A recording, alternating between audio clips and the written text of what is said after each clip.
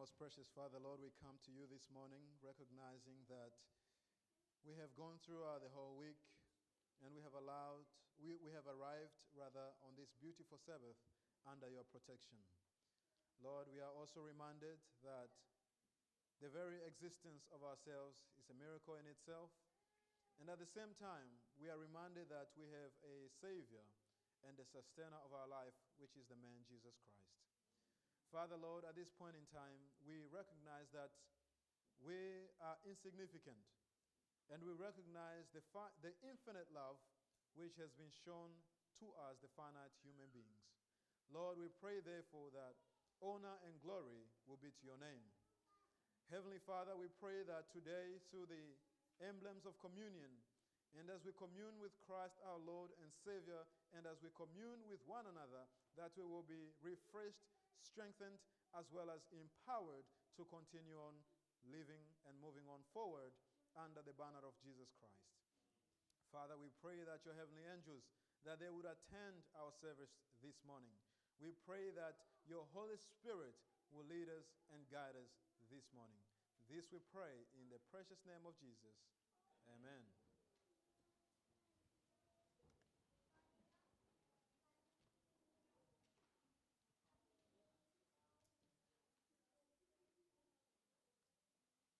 The love we share. Urukundo duhanahana. It is quite amazing, my friend, when we look back at what Jesus has done for us. Nibintu bitagira ko bisa iyo turavye ibyo Yesu yadukoreye. Because words in themselves, they fail to actually paint the picture of what Jesus has done for us. The words themselves, they fail to paint the picture of what Jesus has done for us. However, let us try to explain what Jesus has done for us. When I was still living in an area called Kuranbong, there was I had a few friends there, and two couples had just recently got married.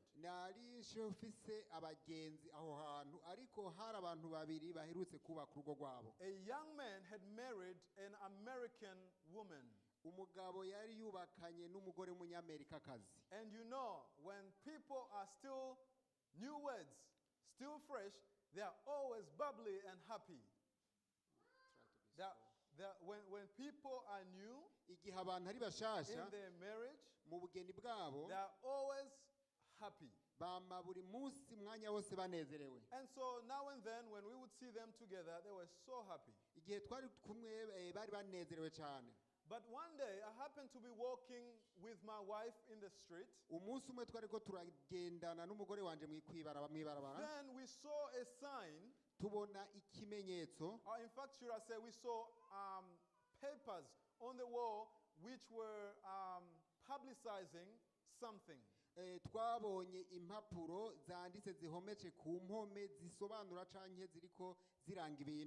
when we saw the papers, we read the message, and the message was simply this.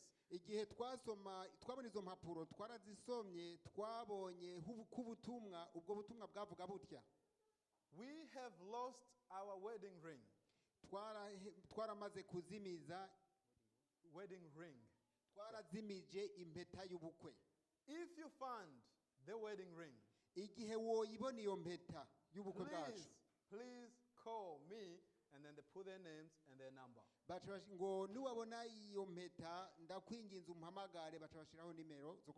Why did they go to such a length to publicize that?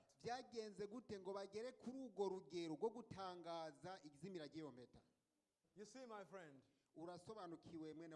wedding rings today,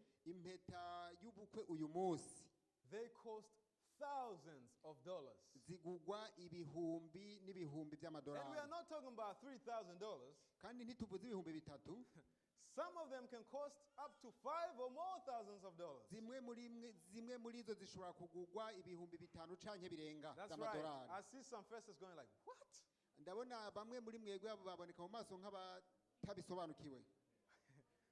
well, maybe where we come from, nkumbure iyo twavuye we did not do that. Maybe we had another way to nkumbu express the ibyo gratitude. ntitwabikora nk'ubwo twari dufise ubundi buryo But in tubigaragazamo this country, mugabo muri kino this is gihugu how most people do it. abantu benshi barabikora They spend thousands of dollars on a wedding ring. batanga amamiliyoni ibihumbi n'ibihumbi ku mpeta And y'ubukwe not just any wedding ring, kandi si impeta iyo ari yo yose not just the cheap one, kandi si imwe izimbutse the one that has a lot of gold in it. ni imwe isanzwe irimo utuzahabu For zahabu muri those who yo have been to the stores and have inquired, niba kubagiye kwaho babidandariza mukaba mwarabisabye some of us haven't maybe. nkumbure mwamwe muri mwe ntimwagiyemwo ariko You know, for those who have, that you have to ask how many carats. Is it carats or keratins? Yeah, that. How many carats are in there? urabaza ati mbega harimwo ubunyagaciro canke ubuzahabu bungana gute Because you want to know whether it is the real deal.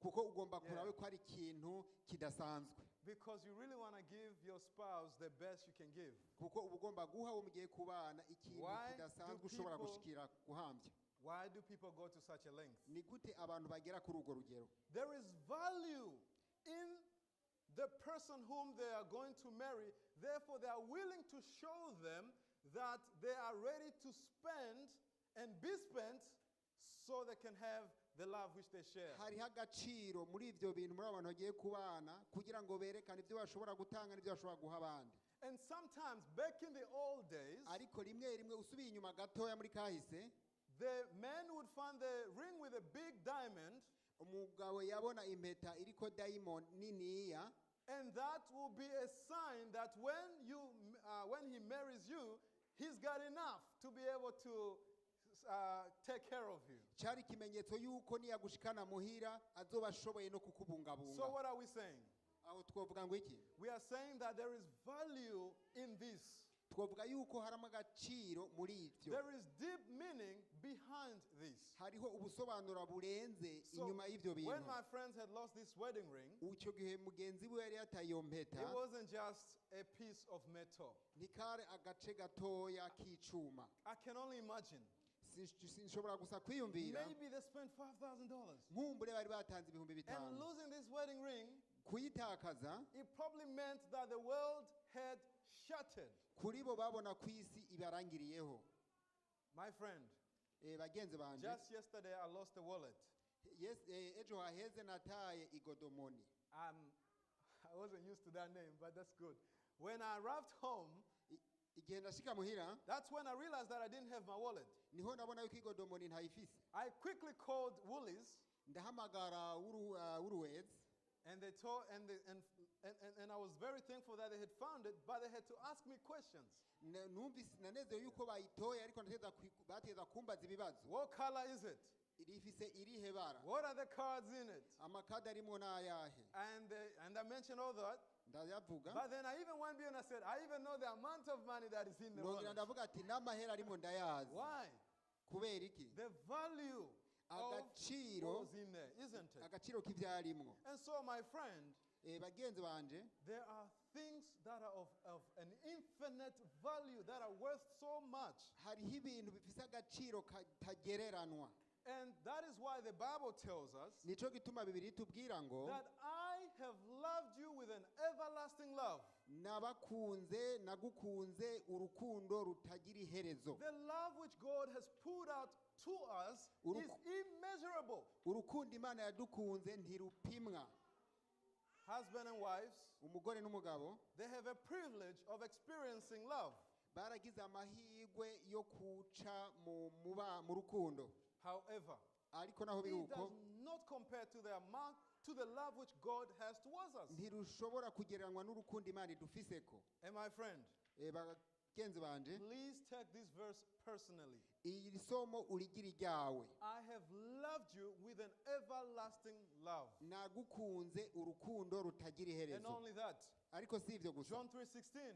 yohani 3:16 For God so loved the world. kuko imana yakunze isi But God didn't just love and stop right there. kandi imana ntiyakunze ngo icigarukirizaho Notice what the Bible says. si uku gusa bibiri ivuga But the Bible says, for God so loved the world that he gave his one and imana only son. yakunze isi gushika itanga umwana wayo. And so that is love, my friend. Ubwo nigo rukundo bakunzi God banje. poured out the treasure of heaven unto us, the Imana human yuguruye beings. ubutunzi bwo mu ijuru irabuduha. His one and only. Yari umwana umwe wenyene. Think about it. Ibaze If nawe. Jesus would have failed his mission, Iyo Yesu aza kunanirwa n'umurimo yatumwe, that would have been it. byari kuba birangiriye aho. And not only that, Kandi ntibyari byo gusa. the heavenly kingdom was at risk. Kandi n'ubwami bwo mu ijuru bwaca buba ku matembutembo. Why? Kubera iki? Because of you and Kube- because of me. Kubera wewe nanje. Why? Kubera iki kandi? Because we are of an infinite value to God. Kubera dufise agaciro katagereranywa ku Mana. Never forget that.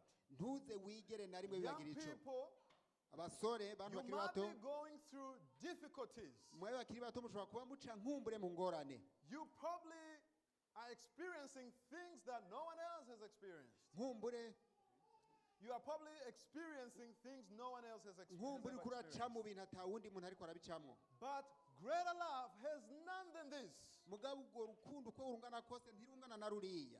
The Bible says in John 15, verse 13, Yohani 13:15 greater avuga ngo love has none than this, that one, Jesus Christ, would lay his life down for you and for me. nta muntu arusha urukundo wiguza bagenzi biwe. Yesu yatanze ubugingo bwiwe kubera wewe nanje. I have loved you with an everlasting love. Nagukunze urukundo rutagira umupaka. You know, when people are anticipating marriage, Iyo abantu bariko baraca mu mpeta mu bukwe Usually- mu mibano, yes, usually before they get married, the men would go out to propose. imbere y'uko ivyo bibaho umugabo aragenda kuresha. For those who are married, you have your own proposal stories. Wewe wubatse urazi imigabo n'imigambi wagiye utwaye. And I know that you can tell the story until the stars fall down. Ndazi ko uwo bikubaza wobivuga mpaka inyenyeri Oh, zikorotse. you could talk about how you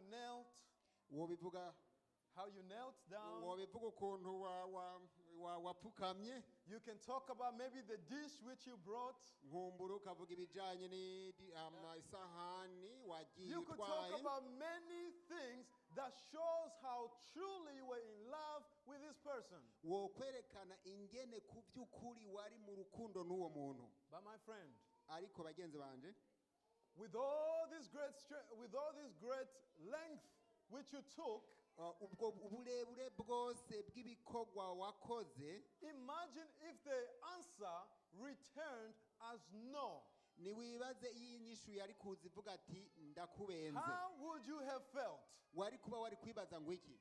Today we use languages like this: Uwo munsi dukoresha ururimi ruvuga ngo heartbroken, umutima uratabaguritse. shattered to pieces. Umutima ngo umanyagutsemo ibimanyi. Why do we say that? Kubera iki tuvuga dutyo? Because it is very painful to be rejected by the person whom you love so much. Kuko biravuna inkokora iyo utewe ivyatsi n'umuntu wakunze cyane. Some of us, my friend, have spent nights in darkness mourning because he or she did not say yes. Bamwe nkumbure mwamaze ijoro n'imirango mutagoheka kuko nkumbure Yes. kubera utarose inyishu ego. And this is God on this other side. Hariho Imana ku rundi ruhande He has done all this to Yeah. show you his love. yakoze ibyo byose kugira ikwereke urukundo. But the most saddening thing, Ariko ibintu the bidasanzwe, most heartbreaking, ibintu bibabaje the cyane, most unthinkable thing is when we, the human beings, who did not even deserve love, say no. ibintu bibabaje kandi bidashobora kwiyumvirwa canke ngo bisibanuke n'ukuntu umuntu yakunzwe urukundo nk'ubwo abwira Imana ngo oya. If you have your Bibles, Ni waba ufise Bibiliya, not your phones, unless if that's all you have. ariko atari isimu kiretse ariyo yonyene wagendanye. I will kindly ask you to turn to Galatians chapter 6. Nagusaba ngo urabe mu Verse 14. Bagalatiya 6.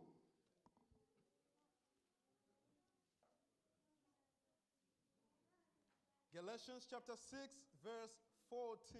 Abagalatiya 6 umurongo waho wa 14. This is the response of Paul. Iyi ni nuko Pawulo yavuze. And I hope and pray that this can be your response as well. Ndasaba kandi nifuza yuko nawe yoba ariyo nyishu yawe. Galatians chapter 6 verse 14. Abagalatiya 6:14. This is what Paul says. Uko niko Pawulo yavuze. But God forbid that I should boast except in the cross of our Lord Jesus Christ, by whom the world has been crucified to me and I to the world. Ariko jeho sinkirata ikindi atari umusaraba w'umwami wacu Yesu Kristo watumye isi imbera ikibambwe nandi sinkayibera ikibambwe. Let's get this once again and understand it. Let's hear it once again. Reka tubyumve kandi. This is the heart of a person who is converted. Uyu n'umutima w'umuntu yamaze kwakira Imana. Listen to the depths of his words. Niwumvire amajambo yavuze And I y'inkoramutima. pray and hope this morning that this can be your response to God as well. Nifuza ko nawe uyu munsi yokubera inyishu ku Mana. God forbid that I should boast except in the cross of our Lord Jesus Christ. Ariko jeho sinirata ikindi atari umusaraba w'umwami wacu Yesu Kristo. By whom the world has been crucified to me and I to the world. Watumye isi imbera ikibambwe nandi sinkayibera ikibambwe. Where is your priorities? Wewe ni ikihe ushira imbere? Where is your value? Ni ikihe uha agaciro? Or do you even understand your value in the eyes of God? Ni ikihe utahura nk'agaciro wewe ufise imbere Today a y'Imana? lot of people are throwing the words, oh my God. Uyu munsi abantu basanzaza amajambo bavuga ngo Mana yanje. But yet they say the name of God in vain, irrelevantly. Ariko bakavuga izina ry'Imana mu But bijandijandi. for me, my friend, when I understand the love of God, Jewe bene wacu iyo numvise urukundo I can rw'Imana, truly say, oh my God, that is deep. ariko ntushobora kuvuga Mana yanje kandi nkabivuga nshimitse. Why? Because what Jesus has done for me, no other human being can ever do. Kuko iby'Imana yankoreye nta wundi muntu yobinkorera. Let's go back to the idea of the ring. Reka dusubire ku ciyumviro c'impeta.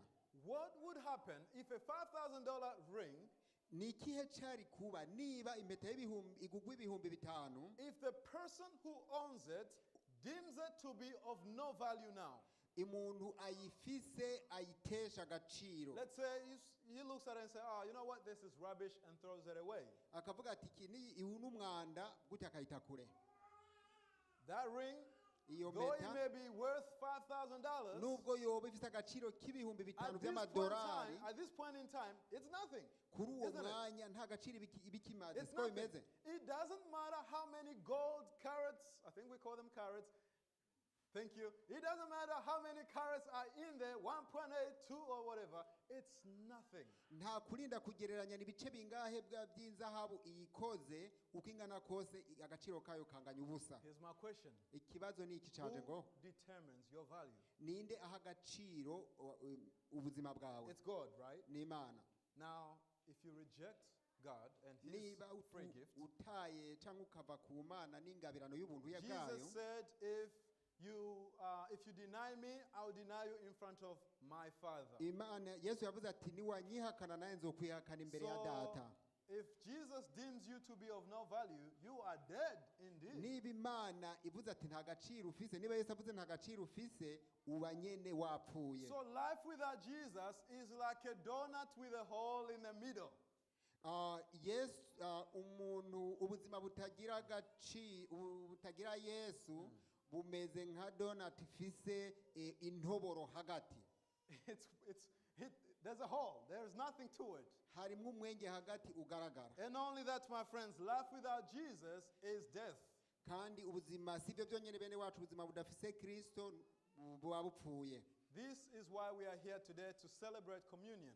Niyo mpamvu turi hano umunsi ngo Today, tuje ku ifunguro We ryera. are communing with Christ. Uyu munsi dusuye kwiyunga n'Imana. Hallelujah. Glory be to God. Imana ihabwa icubahiro. This is a divine privilege. Eya n'amahigwe mvajuru. Let's quickly go to Matthew Reka tuje muri Matayo Actually, before we go there, I'll quickly read this verse to you. ariko mbere yuko tujayo reka tubanze Can we dusome go to isomo Isaiah? tugende muri yesaya Isaiah 50. Are we there? yesaya 53, verse 5. 53 umurongo wa gatanu Notice what Jesus went through for you and me. dutahure ibyo yesu yaciyemo ku bwawe nanje. The prophet Isaiah says, "The chastisement of our peace was upon him, and with his stripes, everything he went through, we are healed." yamara yacumitiwe ibyacu bicumuro yajanjaguriwe ibyacu bigabitanyo igihano kituronkesha amahoro cabaye kuri we kandi imishishako yiwe niyo idukiza. Hallelujah. Let's go to Matthew 26 now. tugende muri matayo 26 Matthew 26, we'll read this one first. Matthew 26, we are reading from verse 20. matayo 26 turasoma dore ku murongo wa Give me a minute. I believe it's 23. matayo 26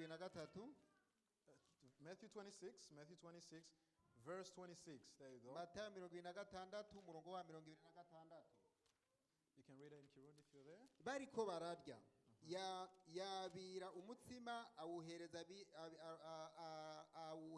awuhezagiye arawumanyagura arawuha abigishwa ati nimwabire murye uyu mubiri wanje. Yes, 26.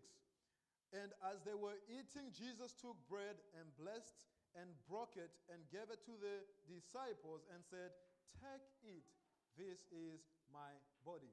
Now, you might say, how do we eat this body? urashobora kwibaza ati ni gute turya uyu mubiri. In fact, let's read verse 27 to have a complete understanding Reka of what we're about to say. wa 27 turonke ubusobanuro bwuzuye. Then he took the cup and gave thanks and gave it to them, saying, Ya- "Drink from it, all of you.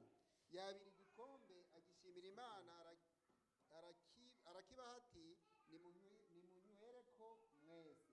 Okay. Here, Jesus says, we need to eat of his body. hano yesu aravuze ngo ni mutegerezwa kurya umubiri wanje And we also have to drink of his blood. hanyuma tunywe amaraso yiwe. Now, we need to understand this. twategereza gusobanukirwa ibi. What Jesus was referring to ikimara agenda kugenekereza ko it is what happened immediately after these words. ni byakurikiye ubwo nyene ubwo inyuma y'aya majambo. His body was offered as a living sacrifice for us. umubiri we waciye utangwa nk'ikimazi kizima ku bwacu. Therefore, by accepting Jesus and appreciating his gift for us, we assimilate that body as it were in our life. iyo twakiriye umubiri tukawushira mu wacu tuba duha agaciro umubiri wa kristo. And his blood. amaraso yiwe. There's a song that says, "Would you be free from the burdens of sin?" There's blood. There's power in the blood. Isn't it? hari imbaraga mu maraso. Why? Because the blood is that which cleanses us. kubera amaraso niyo atweza. And in Hebrews, we are told that Abaheb- without blood, there is no remission of mu sin. baheburayo batubwira ko niba nta maraso nta guharirwa icyaha. We could go to a great length, but we don't have the time. twategerezwa kubivuga ku buryo So, bwagutse ariko umwanya The point, ntukundiye. therefore, is this: every Christian, icyo ngomba kuvuga ni iki, buri mu kristo wese we have been beaten by Christ to take of his body and to drink of his blood. twasabwe na kristo yuko tunywa amaraso yiwe tukarya umubiri wiwe. Because of time, I'll skip a few things, but notice what it says here in Desire of Ages, page 389. What food is to the body, Christ must be to the soul. igitabo ca We byose kiravuga giti What food is to the body, ibiryo ni iby'umubiri. Christ must be to the soul. yesu canke kristo ategerezwa kuba Yeah. muri twebwe. Yeah. Every single day, buri munsi we benefit from what we eat. twugira ico twungutse mu byo It turiye. builds us up. It makes us get the muscles. bidutuma tugira imbaraga. It gives us the good facial, skin which we have. bituma tugira urukoba rwiza And dufise. so we know that food is so important, and we need therefore to take that simple lesson and apply it to Christ and say, Christ is also very important to our spiritual life. ibyo kuba nigira akamaro ariko twategerezwa no kwemera kristo nawe akaza mu buzima bwacu bwa misi yose. By eating and drinking, human beings take nourishment into their bodies. By food and drinking, is pretty much what we just said. They are physically strengthened at what they take. What they take becomes part of their very cells. But this is the point maybe where we can translate. By drinking the cup and eating the bread, Christ's disciples become partakers of Christ's life. Intumwa zimaze kurya umubiri wiwe akanywa n'amaraso yiwe baciye baba umwe na kristo. Not only do they eat with him in fellowship, they appropriate his qualities into their lives. Ntibasangiye gusa kugira ngo baryohore imibano ahubwo binjije imimerere ya kristo muri bo. We must be daily changing and becoming more like Christ. Twategetswa kuba buri munsi dushiraho amahinduka tugenda twegera kuba nka kristo. Notice another quotation. Hariho iyindi mvugo. Forgive me. Can we press from the back? There you go. Every disciple is called upon to participate publicly. Buri ntumwa yahamagawe gusangirira hamwe ku mugaragaro. And thus bear witness that he accepts Christ as a personal savior. Ibyo byatuma bemanga yuko kristo abaye umucunguzi And wabo. when we come to the Lord's table, Iyo twegereye imeza y'umwami we are strengthened by his presence. tuba duhawe imbaraga n'ukubaho kwa So kristo. Jesus is actually in our midst. Yesu abari ngaho mu The ikoraniro. heavenly angels are in our midst. Abamarayika bo mu ijuru baba bari mu ikoraniro. So we are going to have a feast together. Tuba tugiye kugira ifunguro ridasanzwe hamwe. And Jesus will meet our spiritual needs at the same time. Maze Yesu akaduha ibyo dukeneye mu buryo bwa muhemu muri ako And kanya. if you come in faith, you'll be blessed on this special occasion. Ubikoze mu kwizera uba ugize uronka imigisha. You know, when the early church was about to have communion, Ishengero rya mbere rigiye guhabwa ifunguro imeza y'umwami, they would do what they call the agape feast. bashiraho gusangira mu buryo bunoze. Why? Because the Christians wanted to have communion with one another before they have communion with Christ. Kuko Yesu yifuza ko bagira imigenderanire inoze hagati yabo mbere yo kugira imigenderanire na Kristo. And this is what we need to have as Christians before we even come to the Lord's table. Ico nico twategetswe kugira twebwe nk'abakristo mbere yuko tuza ku We meza must be y'umwami. one. Twategetswe kuba turi umwe. Love one another. Umwe agakunda mugenzi And we. if there is dissension within the families, we must confess to one another before partaking on the Lord's Niba table. hari utubazo mu miryango twategetswe kwihana nako hagati yacu This, mbere yo kuza however, gusangira ku my meza. friend, you must remember it's a privilege for every Christian. Wakwiye kumenya mwene wacu yuko aya ari amahigwe ku mukristo wese. So fellowship which we have amongst each other is very important. Imigenderanire dufise hagati yacu ni ihabwa agaciro cyane. We're going to sing a song, but time is against us. We'll quickly go to the final verse there. Twagomba kuririmba iyo ndirimbo ari ku mwanya ntuduhaye amahigwe. If we could quickly go to the final verse for those who are Dushoboye kugenda ku murongo wa ku isomo rya nyuma ku bari mu byuma. the last quotation. There you go. That's the one. Okay, it's been taken out. The last quotation, before we go for foot washing. Imbere yuko tuja gukozanya ibirenge, We as Seventh-day Adventists, we believe that everyone is welcomed on the Lord's table. abadivantisi umunsi bindi twemera ko umuntu wese ahawe ikaje ku ifunguro. Every person who has accepted Jesus as their Lord and Savior. Umukristo wese yemeye ko Yesu ari umucunguzi wiwe. And we also believe that this is an opportunity, a privilege in fact, that anyone should not miss. Iki n'amahigwe uwo ari wese atategerezwa guhusha. However, we are reminded by the Apostle Paul Ariko twaragabishijwe n'intumwa Pawulo that we need to prepare ourselves before partaking of the Lord's yuko table. twategerezwa kuba twiteguye mbere yo gusangira. You know, in the early church, Mu ishengero rya mbere, Paul was writing to the Corinthians. Pawulo yari yandikiye ab'Ikorinto. And when he wrote to them, Igihe yabandikira, he realized that they were fighting when they came to the Lord's table. yabona yuko bagwana cyane cyangwa baniganira Some ku bifungurwa. people would eat too much to the point the poor were left without something to have. bamwe muri bo bararya gushikaho abakene n'abanyantege nke bari muri bo badashobora kuronka. Others would rush first. bamwe bakihuta cyane. So, in other words, there was no order. There was not a good manner when they came to the Lord's table. mu yandi majambo nta ndinganizo cyangwa imyifatire iboneye yagaragara muri And icyo gikorwa. other people took this occasion as an occasion to satisfy their bellies. abandi bafata ayo mahirwe bakakoresha nko kugira ngo buzuze inda So zabo. Paul then says, no, no, no. You must come to the Lord's table in a worthy manner. pawulo ahanura ati muze ku meza y'umwami mufise inyifato So ibereye. when we come here, we are not so concerned about satisfying the bellies. We are concerned about having communion with one another and communion with Christ. iyo tuje ku meza y'umwami ntituza kugira duhaze inda zacu ahubwo tuza kunoza imigenderanire hagati yacu n'abene wacu na twebwe n'imana.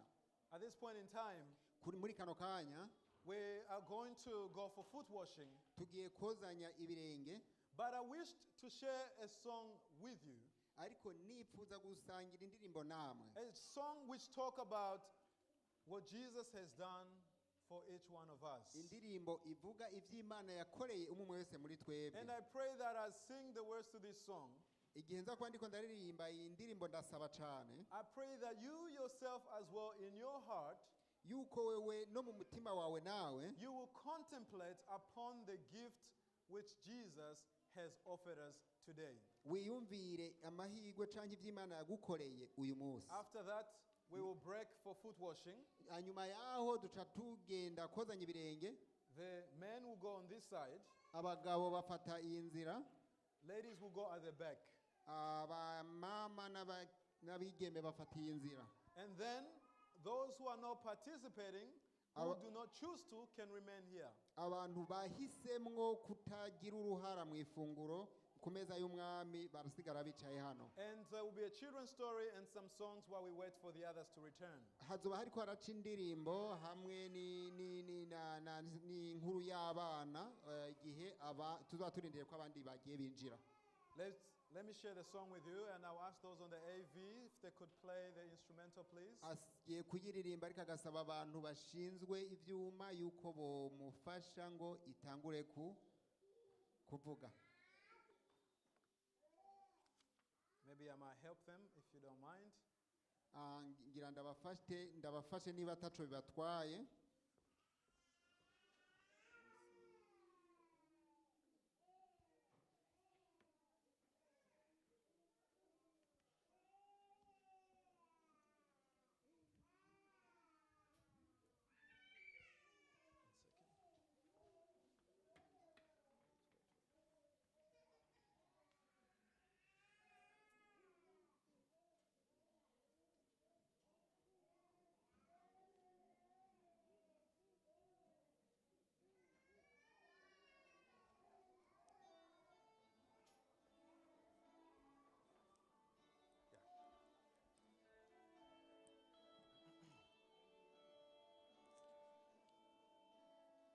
If possible, let's start the song. Start the song. Can I borrow your mic? Thank you.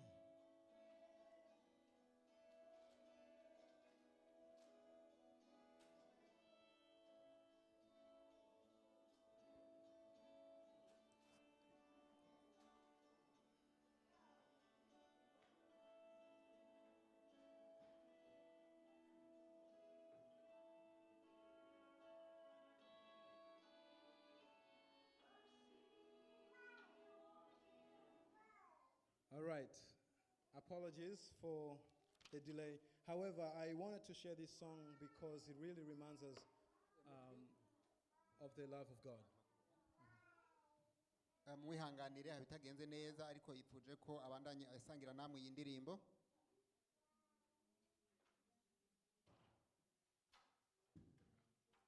Mercy walked in.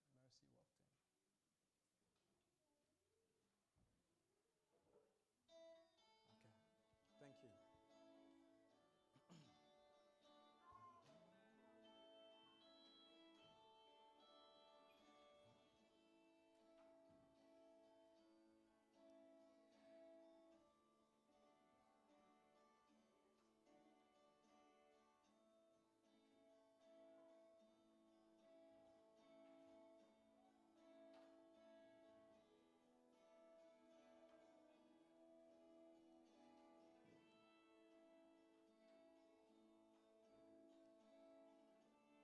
Apologies.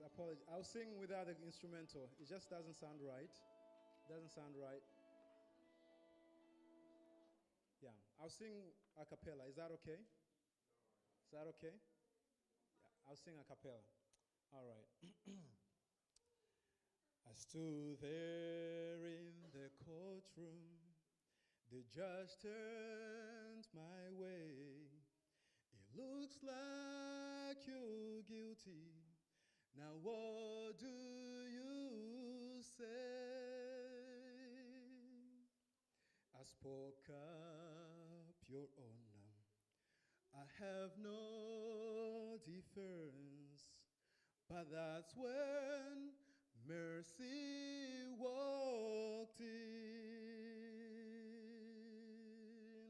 Mercy walked in and pleaded my case, called to the stand, God's saving grace.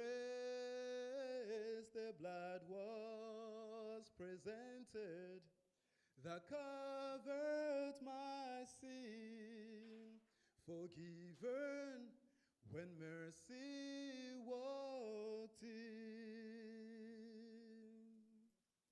I stood there and wondered, how could this be that someone so guilty has just been set free? My chains were all broken. I felt born again. The moment that mercy walked in, mercy walked in and pleaded my case, called to the stand, God's saving grace. The blood was presented that covered my sin, forgiven when mercy walked in.